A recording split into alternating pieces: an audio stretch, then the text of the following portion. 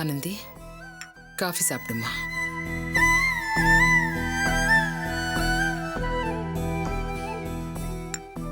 Coffee ஆறதுக்குள்ள சாப்பிட்டுடு. நெல்லுமா.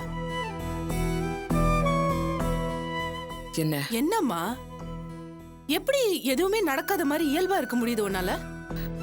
இப்ப என்ன நடந்து போச்சு? ஒண்ணுமே நடக்கலையா?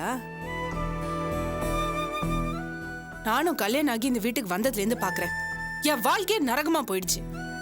போதுமா, இதுக்கு மேல இந்த வீட்டுல என்னால வாழ முடியாது. நம்ம இந்த வீட்டை விட்டு போயிடலாம். போய் உன் துணிமணி எல்லாம் எடுத்து வை, போலாம். என்னடி உளர்ற? நான் உளர்றேனா? நேத்து அவர் எப்படி சண்டைக்கு வந்தாரு நீ பார்த்தல? என் மேல ஏதாவது தப்பு இருந்ததா? நான் அவருக்காக என்னை எவ்வளவு மாத்திட்டு இருக்கேன். பல நேரத்துல என் சுயமரியாதை கூட நான் விட்டு கொடுத்துட்டு இருக்கேன். ஆனந்தி, இந்த சுயமரியாதை அது இதுன்னு பைத்தியக்காரத்தனமா பேசுறது முதல்ல நிறுத்து. இத பாருமா, புரிஞ்சுக்க வேண்டியதை புரிஞ்சுக்காம அது கிண்டல் பண்ணாத. நீ முதல்ல வாழ்க்கை என்னன்னு புரிஞ்சுக்க. நீ புத்தகத்துல படிக்கிறியே, அந்த வரட்டு தத்துவத்துல அது இல்ல. பின்ன வேற எதுலமா இருக்கு? கல்லானாலும் கணவன், புல்லானாலும் புருஷன்னு நீங்க காலங்காலமா பெண்ணை ஆம்பளைக்கு அடிமையா சேவை செய்யறதுக்காக வளர்த்து வச்சிருக்கீங்களே, அதுல இருக்கா? ஏண்டி இப்படி தப்பு தப்பாவே புரிஞ்சுகிட்டு இருக்க? விட்டு கொடுத்து போறதுக்கு பேரு அடிமைத்தனம் இல்ல. கரெக்ட். ஆனா பொம்பளைங்க மட்டும்தான் விட்டு கொடுத்து போகணும்னு நீங்க நினைக்கிறீங்க பாருங்க, அதுதான் அடிமைத்தனம். நீங்க எல்லாரும் அதை தான் எதிர்பார்க்கறீங்க. ஆனந்தி, நீ கார்த்திகை விரும்புறது உண்மையா இல்லையா? உண்மைதான். ஆனா இப்போ அது இல்ல. ஒருத்தர் மேல அன்பு வச்சுட்டு அது சூழ்நிலைக்கு தகுந்த மாதிரி மாத்திக்கிட்டே இருப்பியா? ஏமா, இந்த கேள்வி நீ போய் கார்த்திக் கிட்ட கேட்க வேண்டியதானே? என்ன காதலிக்கிறேன்னு சொல்லி நான் போட்ட கண்டிஷன்ஸ்க்கு எல்லாத்துக்கும் தலையாட்டிட்டு அப்புறம் தானே கழுத்துல தாலியை கட்டினாரு. இப்ப மட்டும் எப்படி மனசு மாறும்? அரசியல்வாதி மாதிரி பேசிட்டு இருக்காதே. நான் உன்னை பத்தி கேட்டா அதுக்கு மட்டும் நேர்மையான பதில் சொல்லு. மாப்பிள்ளை பக்கம் கை நீட்டி அவர் சரியா இருக்காரான்னு நீ கேட்காத. அவரு சரியா இல்லாதப்போ நான் மட்டும் ஏன் அப்படி இருக்கணும்ன்றதுதான் ஏன் கேள்வி. இந்த கேள்வி தாண்டி குடும்பத்தை சீரழிக்குது. இது உனக்கு மட்டும் சொல்லல, ஆம்பளைங்களுக்கும் பொதுவா சேர்த்துதான் சொல்றேன். ஒருத்தர் செஞ்ச தப்ப மனசுல வச்சுக்கிட்டு அதுக்கு பழி வாங்கறதுக்கு சந்தர்ப்பத்தை எதிர்பார்த்துக்கிட்டு இருக்கியே, அதுக்கு பேர் குடும்பம் இல்ல. மாப்பிள்ளை மேல உனக்கு உண்மையிலேயே காதல் இருந்தா அவர் செய்யற தப்பு எதுவுமே உன் கண்ணுக்கு படாது. அப்படியே தப்புன்னு தோணினாலும் அதை திருத்த முயற்சி பண்ணுவியே தவிர இப்படி குத்தி காட்ட மாட்டேன். அந்த காலத்து பொம்பளைங்க எல்லாம் அப்படிதான் இருந்தாங்க. அதனாலதான் குடும்பங்கள் ஒற்றுமையா இருந்துச்சு. சும்மா அளக்காதமா. உங்க காலத்துல தன்னோட வேதனையும் துக்கத்தையும் ஒவ்வொரு பொண்ணும் சமையல் கட்டுல சமாதி ஆக்கிட்டு சவ மாதிரி வாழ்ந்திருக்காங்க. அவளை தனியா வாழ விடாம இந்த சமுதாயம் தடுத்திருக்கு. பொருளாதார ரீதியா அவளை முடக்கி வச்சிருக்காங்க. யாருமே சந்தோஷமா வாழ்ந்தாதா எனக்கு தோணல. ஆனந்தி, என்னை விட நீ நிறைய படிச்சிருக்க. இப்போ பொண்ணுங்க எல்லாம் நீ சொன்ன மாதிரி பொருளாதார ரீதியா தனியா வாழ முடியுது. ஆனா சந்தோஷமா இருக்காங்களா? இப்பதான் படிச்ச பொண்ணுங்க எல்லாம் தனி குடுத்தனம் போறேன்னு குடும்ப அமைப்பையே உடைச்சிட்டு இருக்காங்க. குடும்ப அமைப்பு, கூட்டு குடும்பம் இதெல்லாம் சந்தோஷத்துக்கு தடையா இருந்தா அது உடையட்டுமே. அதுல என்ன தப்பு? ஆனந்தி, ஒரே ஒருத்தியோட சுயநலத்துக்காக இப்படி நடக்கலாமா? குடும்பத்திலே நீ மட்டுமே பாதிக்கப்படுறதா நினைக்க கூடாது. உன்னால மத்தவங்களுக்கும் சின்ன சின்ன இடைஞ்சல் வரலாம். அதெல்லாம் விட்டு கொடுத்துதான் போகணும். அப்பதான் குடும்பத்திலே ஒருத்தர் மதிக்க கத்துக்க முடியும். உங்க படிப்பும் அறிவும் சுயநலத்தை தான் கத்து கொடுத்திருக்கு. முதல்ல அதை கொண்டு போய் குப்பையில போட்டு எரியுங்க. அம்மா, ஒரு மாற்றம் நடக்கும்போது சில தப்பு நடக்கிறது சகஜம்தான். அதுக்காக அந்த முறையே தப்புன்னு சொல்ல முடியாது. ஆனந்தி, ஆமா ப்ளீஸ்மா, நீ என்ன விளக்க சொன்னாலும் என்னால ஏத்துக்க முடியாது. நான் இந்த வீட்டை விட்டு போறதா முடிவு பண்ணிட்டேன், அவ்வளவுதான். அவசரப்படாத ஆனந்தி. எனக்கு என்னமோ இது எல்லாம் சரி பண்ணிடலாம் தோணுது.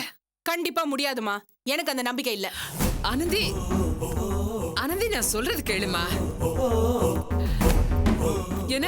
என்ன பண்ற நீ?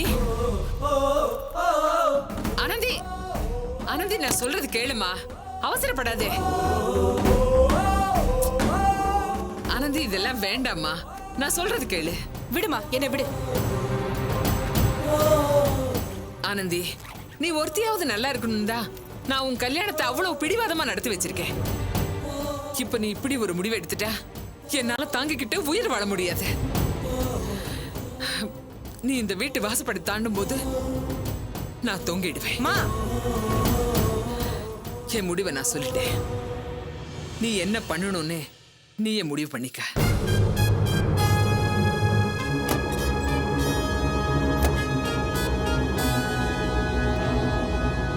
ச்சே.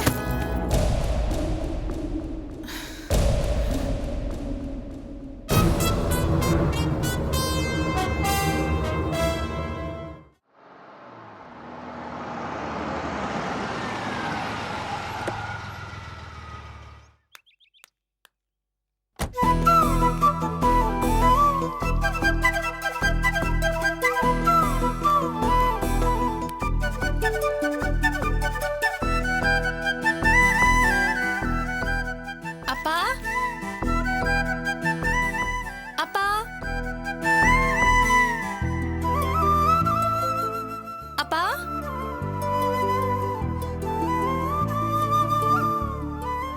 அப்பா அப்பா அபி, என்னம்மா இவ்வளவு சீக்கிரம் வந்துட்ட? ஆபீஸ் வேலை முடிஞ்சுதா? இல்ல முடியல, திரும்ப போகணும். ஏன் ஏதாவது மறந்துட்டியா? அப்படிலாம் ஒண்ணு இல்லப்பா. போன் பண்ணி சொல்லியிருந்தா நானே வந்து கொடுத்துருப்பேன்ல. ஏமா இப்படி அலையற? ஐயோ, நான் உங்களை பார்க்க தான் வந்தேன்ப்பா. சாப்பிட்டீங்களா? இல்லம்மா, இனிமே தான் சாப்பிடணும். நீ சாப்பிட்டியாமா? இல்ல, உங்க கூட சேர்ந்து சாப்பிடறதுக்கு தான் நான் வந்திருக்கேன். ஏமா 10 நிமிஷம் நான் சமைக்கலைமா. 10 நிமிஷம். ஐயோ வேணாம்ப்பா, நம்ம 3 பேரும் சேர்ந்து சாப்பிடறதுக்காக ஹோட்டல்ல இருந்து வாங்கிட்டு வந்திருக்கேன். மாமா எங்க காணோம்? அவன் கடை வரைக்கும் போயிருக்கான். ஆமா, திடீர்னு ஹோட்டல்ல இருந்து சாப்பாடு வாங்கி வந்திருக்க, என்ன விஷயம்? நான் சாப்பிடலப்பா ஹோட்டலுக்கு போனேன். அப்போ மெனுல பார்த்தேன், உங்களுக்கு பிடிச்ச நெத்திலி குழம்பு, எறா தொக்கெல்லாம் போட்டிருந்தது. அதான் பார்சல் வாங்கிட்டு வந்துட்டேன். இதெல்லாம் எனக்கு பிடிக்கும்னு யாருமா சொன்னாங்க? அம்மா இதை வீட்டுல செய்யும்போது இதெல்லாம் உங்களுக்கு பிடிக்கும்னு சொல்லுவாங்க. அதை ஞாபகம் வச்சுட்டு தான் வாங்கிட்டு வந்தேன். இப்படி இந்த ஆளுக்கு பிடிச்சதெல்லாம் வாங்கி போட்டுதான் இவரை வளைச்சு வச்சிருக்கீங்களா?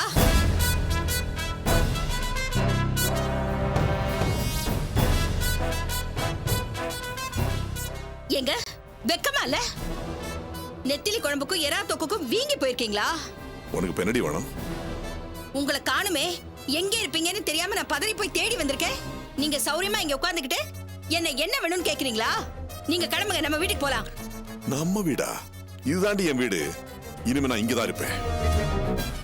என்ன சொக்குப்படி போட்டாங்களோ இப்படி பேசுறாரு. ஏன் அப்பா, ஏன் கூட இருக்கிறதுக்கு நான் எந்த சொக்குப்படியும் போட வேண்டிய அவசியம் இல்ல. நீ பேசாத, உன் கூட நான் பேச வரல.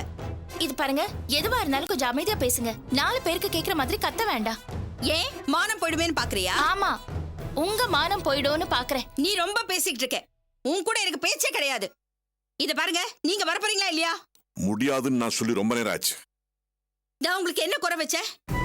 ஏன் இங்க வந்து உட்கார்ந்துகிட்டு என் மானத்தை வாங்குறீங்க? உன் புருஷன் உன் கூட இல்லையான்னு 4 பேர் கேட்டா நான் என்ன பதில் சொல்றது? ஓஹோ, ஏண்டி புருஷங்கிறவன் உன்னை பொறுத்த வரைக்கும் வெறும் கௌரவம் தான், அப்படிதானே? நான் நல்லா இருக்கேனா, சந்தோஷமா இருக்கேனா, இல்ல மனசுல கஷ்டப்படுறேனா, இப்படி எந்த கவலையும் உனக்கு கிடையாது. நான் படுத்த படுக்கையே கிடந்தாலும் செத்து ஒழிஞ்சாலும் அது உன் வீட்டுக்குள்ளே நடக்கணும். அதுதான் உனக்கு கௌரவம். ஏண்டி இப்படி போலித்தனமா வாழ்ந்து நிம்மதியை இழக்கிறீங்க?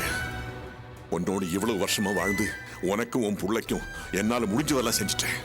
இனிமே என் அபிக்காகத்தான் நான் வாழ போறேன். தொந்தரவு பண்ணாம இடத்த காலி பண்ணு. ஏங்க, ஏன் இப்படி அறிவு கிட்டத்தனமா பேசிட்டு இருக்கீங்க? வாய மூடி. இதுவரைக்கும் மரியாதையா பேசிக்கிட்டு இருந்து இனிமே ஒரு வார்த்தை பேசினே கழுத்தை பிடிச்சி வெளியே தள்ளுவேன். தள்ளுவீங்க. நீங்க கழுத்தை பிடிச்சு வெளியில தள்ளிங்கன்னு என் பையன் ஆதிக்கு தெரிஞ்சதுன்னா அவன் மிருகமா மாறிடுவான். ஓ, இப்ப மட்டும் என்ன மனுஷனாவா வாழலாம்? ஏண்டி, வாழ்க்கையில செஞ்ச ஒரே தப்புக்காக நான் இதுவரைக்கும் பொறுத்துக்கிட்டேன். உங்க 2 பேர் அட்டகாசத்தையும் பொறுத்துக்கிட்டேன். இனிமே மாட்டேன். இதுக்கு ஒரு முடிவு தெரிஞ்சாகணும். உடனே முடிவு தெரிஞ்சாகணும். உடனே முடிவு தெரிஞ்சாக்கணுமா? வாங்க வாங்க. போடி போடி, போ வெளியே. போடி, கெட் அவுட். போ, போடி வெளியே. போ வெளியே, போ வெளியே, போ. அப்பா,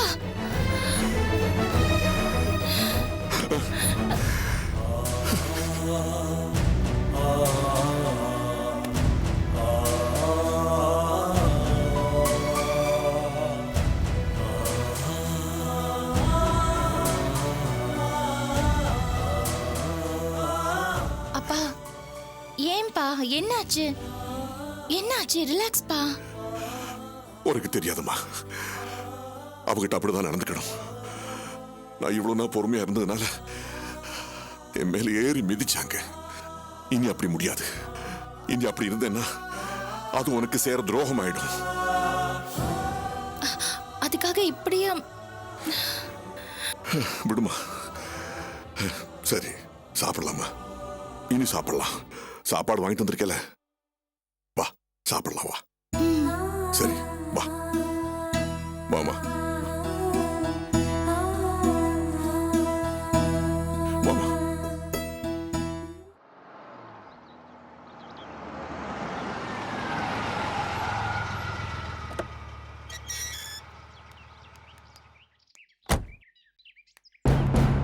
வணக்கம் அபி. வணக்கம். வணக்கம் தோழர் தொல்காப்பியன். வாருங்கள் வாருங்கள் வாருங்கள் வாருங்கள். வாருங்கள்.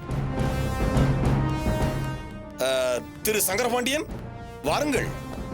வணக்கம் தோழர். வணக்கம் அபி. வணக்கம் தொல்காப்பியன். அமருங்கள். தோழர் தொல்காப்பியன், அபி, நமது சூழ்நிலைகள் குறித்து திரு சங்கரபாண்டியன் அவர்களிடம் அனைத்தையும் தெளிவாக விளக்கியிருக்கிறேன். இனிமே நாம எப்படி செயல்படணும்னு அபி இப்ப நமக்கு விளக்கமா எடுத்து சொல்லிடுவாங்க. அதற்காகத்தானே அவளுடன் காத்திருக்கிறோம்.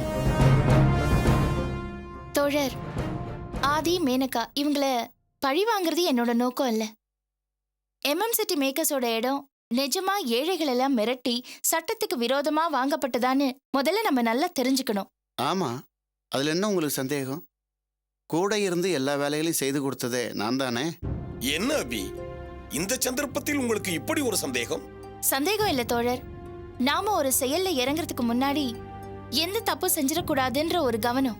ரெண்டாவதா, என்னோட சுயநலத்துக்காக நான் ஆதிய பழி வாங்கணும்னு நினைக்கல. அவனால பாதிக்கப்பட்ட பல பேர்ல நானும் ஒருத்தி. இன்னும் சொல்லப்போனா பெரிய அளவுல பாதிக்கப்பட்டது நான் மட்டும்தான். அவன் திருந்தணும்னு நான் நினைக்கிறேன். அவன் அதுக்கு இடம் கொடுக்காத பட்சத்துல திருத்தப்படணும். அவன் திருந்திதான் ஆகணும்ன்ற ஒரு சூழ்நிலைக்கு தள்ளப்படணும். அதனாலதான் இந்த இடத்தை பத்தி நான் விளக்கமா கேட்டேன். ஒரு 10% அளவுக்கு அவன் பக்கம் நியாயம் இருந்தா கூட நான் அவனுக்கு எதிரா செயல்படுறதுல ஒரு சின்ன தயக்கம் இருக்கும். தேவையே இல்லை அபி. நீங்கள் அந்த அளவிற்கு யோசிக்க வேண்டிய அவசியமே இல்லை. அந்த ஆதியிடம் 1% கூட நியாயம் இருக்க வாய்ப்பே இல்லை. இந்த இடம் பற்றிய முழு விவரத்தையும் நானே சொல்கிறேன். முதலில் நீங்கள் ஒன்றை தெளிவாக புரிந்து கொள்ள வேண்டும். இந்த இடம் முழுமையும் ஒரே நபரிடமிருந்து மட்டுமே வாங்கப்பட்டது அல்ல. சில அரசியல்வாதிகளை கையில் போட்டுக்கொண்டு ஏழை விவசாயிகளுக்காக ஒதுக்கப்பட்ட நிலத்திலிருந்து 100 ஏக்கரும், பஞ்சாயத்து போர்டுக்கு சொந்தமான நிலத்திலிருந்து 50 ஏக்கரும் முதலில் இவைகள்தான் பெறப்பட்டன. பின்பு ஆவணங்களை மாற்றுதல், மூலப்பத்திரங்களை அழித்தல், இது போன்ற முறைகேடான செயல்களும் தொடரப்பட்டன. அந்த இடத்தை சுற்றி குடியிருக்கும் குடிசைவாசிகளுக்கு குறைந்த வட்டிக்கு கடன் கொடுப்பதாக சொல்லி அவர்களை ஏமாற்றி பத்திரத்திலும் அவர்களிடமிருந்து கையெழுத்து வாங்கிக் கொண்டு குறைந்த தொகையை மட்டுமே அவர்களுக்கு கொடுத்து அவர்கள் அறியாமலேயே அவர்கள் நிலமும் பெறப்பட்டது. சங்கரபாண்டியன் ஆட்களுக்கு சொந்தமான நிலத்திலிருந்து ஏறக்குறைய 700 ஏக்கர் நிலமும் மிரட்டி வாங்கப்பட்டது. இதுதான் இந்த இடத்தினுடைய நிலவரம் அபி. சரி, இப்போ நாம என்ன பண்ண போறோம் அபி? சிட்டி மேக்கர்ஸோட வேலை இன்னும் பெரிய அளவுல ஆரம்பிக்கல. கட்டடங்கள் கட்டப்படல. ஆரம்ப வேலைகளை தான் இப்ப தொடங்கி இருக்காங்க. இதுதான் சரியான டைம். இந்த நிமிஷத்துல நாம அவங்களுக்கு எதிரா கோர்ட்ல ஸ்டே வாங்குறதா ரொம்ப நல்லது. ஆனா நடந்த முறைகேடுகளுக்கு நம்ம கிட்ட பக்கவான ஆதாரங்கள் இருக்கா? மூட்டை மூட்டையா இருக்கு. அத்தனை ஆதாரத்தையும் தோழர் பாலகிருஷ்ணன் கிட்ட நான் கொடுத்திருக்கேன். திரு சங்கரபாண்டியன் கொடுத்த அத்தனை ஆதாரங்களையும் நான் பத்திரமாக வைத்திருக்கிறேன் அபி. ஓகே. ஆதியும் பின்னாடி இந்த மாதிரி ஒரு பிரச்சனை வரும்னு கொஞ்சம் எதிர்பார்த்திருப்பான் இல்லையா? நிச்சயமாக. அப்படின்னா அவன் எல்லாத்துக்கும் தயாரா தான் இருப்பான். சரி, அப்ப நாம அவனை எப்படி எதிர்கொள்ள போறோம்? நம்ம கிட்ட இருக்கிற பலம் மிஸ்டர் சங்கரபாண்டியன் சார் மட்டும்தான். ஆதிய பத்தியும் அவன் அந்த இடத்தை வாங்குறதுக்கு பண்ண தில்லுமுல்லுகளை பத்தியும் இவருக்கு மட்டும்தான் நல்லா தெரியும். இவர் கோர்ட்ல வந்து எல்லாத்தையும் சொல்றதுக்கு இப்ப தயாரா இருக்காரு. இது ஆதிக்கு ரொம்ப ஆத்திரத்தை கலப்பக்கூடிய ஒரு விஷயம். அதனால இவரை எப்படியாவது காலி பண்ணணும்னு அவன் கண்டிப்பா நினைப்பான். அப்ப சங்கரபாண்டியன் சார் சொல்ற சாட்சியில தான் இந்த கேஸே ரொம்ப ஸ்ட்ராங்கா இருக்குன்னு சொல்றீங்க இல்லையா? ஆமா. சரி அபி, கோர்ட்டுக்கு இந்த கேஸ் எப்போ வரும்? குறைஞ்சபட்சம் ஒரு 10 நாள்ல வந்துரும். இந்த விஷயத்தில் நானும் திரு சங்கரபாண்டியனுமாக இணைந்து எப்படி செயல்பட்டு உதவி செய்ய வேண்டும் அதை சொல்லுங்கள். சொல்றேன்.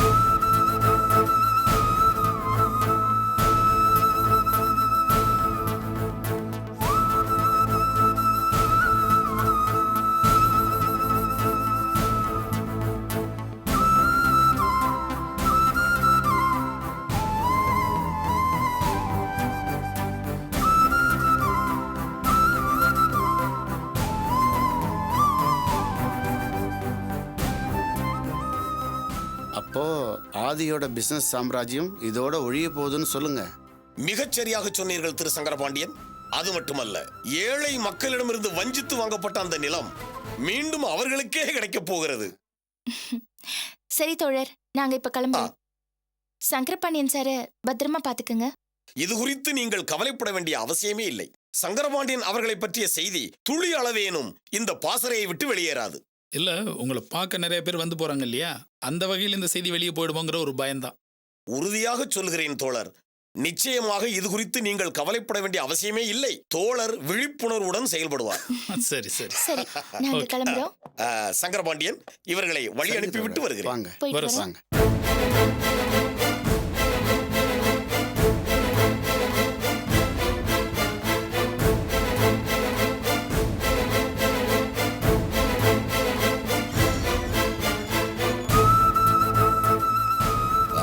போயிட்டு வரோம் சென்று தோழர். வாருங்கள். வரோம். வரோம் தோழர், வரோம்.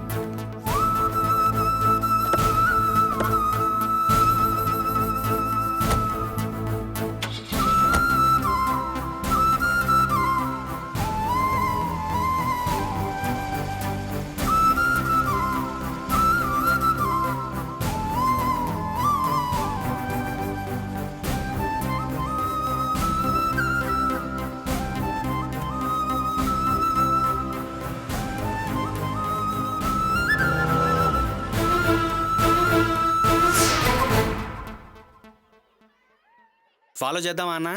ஃபாலோ பண்ணி మర్డర్ చేసేద్దాం అన్నా? டேய், எனக்கும் போட்டு தரணும் தாண்டா ஆசை. ஆனா இப்போ முடியாதுடா. டே கொண்டா, நீ அவங்கள சரியா ஃபாலோ பண்ணணும்டா. எங்கேயும் மிஸ் பண்ணக்கூடாதுடா. எங்க போறாங்கன்னு பார்த்துட்டு என்கிட்ட கரெக்டாக சொல்லணும். ஏன்னா நான் எக்ஸ்டீரியர்லாம் வர முடியாதுடா. ఇవరు ఎవరు పాకపోతున్నారు సార్? ஃபாலோ பண்ணு சொன்னா ஃபாலோ பண்ணணும். யாரை பார்க்கறதுக்கு அப்படின்லாம் கேட்கக்கூடாது. மூளைக்கெல்லாம் வேலை கொடுக்காத. உடம்பு பின்னாடி, அதுக்கு மட்டும் வேலை விடு. ஒரு ఆశలో தெரிஞ்சுకుందామని అడిగాను. சிரஞ்சீவியை பார்க்க போறாங்கடா, போயிட்டு வரையா? సార్ నిజమా సార్? தபார், சொல்ற வேலையை மட்டும் செய், புரியுதா? டேய் தோலா, உனக்கு நான் தாண்டா பாட கட்ட போறேன். ஆனா 4 பேர் ஒன்று தூக்க முடியாதுடா. 40 பேர்லடா தூக்கணும் உன்னைய. எருமாட்டு பய மாதிரி இருக்காடா நீ. ஆனா நான் தூக்கிடுவேன்டா உன்னை. தபார், முதல்ல உன்னை தூக்குறேன்டா, அப்புறம் அப்படியே தூக்குறேன்டா. தூக்குறேன்டா. ఏంటన్నా నువ్వు మాట్లాడేదే? ஏன்ட்டியா? டேய் வாய மூடுறா. மண்டையும் ஆளையும் பார், வந்துட்டான். ஆண்டி எல்லாம் போயிடா, எங்கோ போயிடா. வண்டி ஏறா.